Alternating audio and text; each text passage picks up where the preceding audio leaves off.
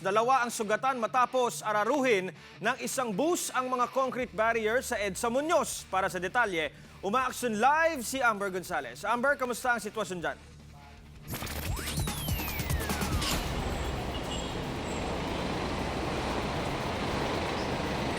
Jeff, matapos nga higit 2 oras ay nabaklas na ng MMDA Road Emergency Group yung bus na humambalang dito sa northbound lane ng EDSA Muñoz matapos itong araruhin yung ilang mga concrete barriers sa lugar dahil sa insidente nga 2 sa pasahero ng bus ang nasugatan at kinailangan pang isugod sa ospital.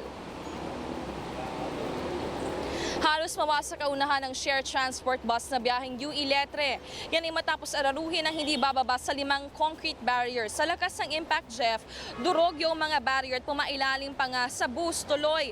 Nabaklas ang gulong at sira ang makina nito kaya tumagas na rin ang gasolina sa kalsada. Sa inisyal na investigasyon, may taxi umanong lumabas mula sa Corregidor Corner EDSA Muñoz na iniwasan itong share transport bus.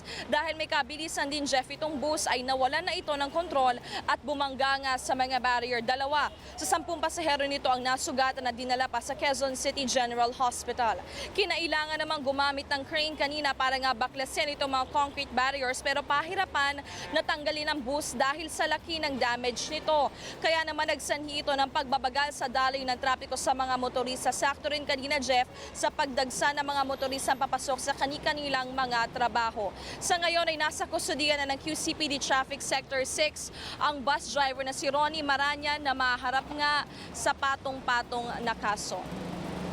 Jeff, sa mga oras na ito, kakatapos lamang na makawani ng MMDA na linisin yung 2 lane dito sa northbound ng EDSA Muñoz. Kasi nagkalat kanina, Jeff, yung mga tipak ng bato na mula doon sa mga nasirang concrete barriers. So ilang mga motorista ay nakakadaan na doon sa 2 lane. Kaya para doon sa mga motorista na dadaan dito, maaari na po itong daanan. Safe na rin po ito dahil napatungan na rin or nabuhusan ng buhangin yung tumagas na gasolina mula sa naaksidenteng bus. Jeff? Maraming salamat, Amber Gonzalez.